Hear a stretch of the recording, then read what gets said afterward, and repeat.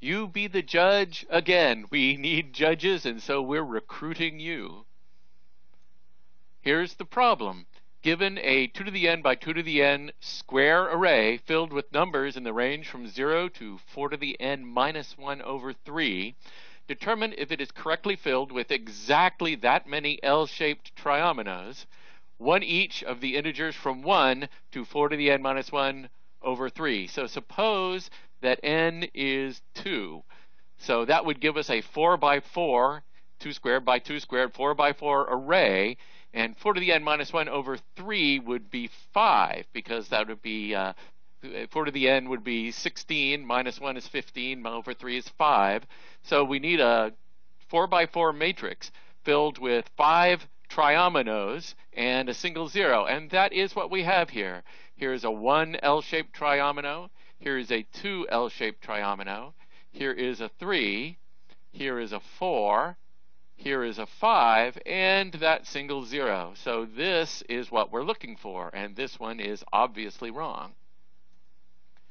So the solution is pretty simple. There's only a couple of things we need to look for. We need to make sure there's exactly 1 0. We need to make sure there's exactly 3 of all of the integers from 1 to 4 to the n minus 1 over 3. And we need to make sure there's exactly that many 4 to the n minus 1 over 3 elbows, where I'm calling an elbow the square where the triomino bends. So first, let's take a look at the counts. There must be exactly 1 0 and exactly 3 of all the others. And the problem guarantees that the data is in good shape. So we don't have to check tabs. We don't have to check if the format is correct. We know we've got a square matrix of the right size. We know that all the numbers are between 0 and 4 to the n minus 1 over 3. So if there's too few of one, there have to be too many of the others, of another. So we're just going to look for overages. And so m here, we're going to let that be 2 to the n. We're going to read in a 2 to the n by 2 to the n matrix.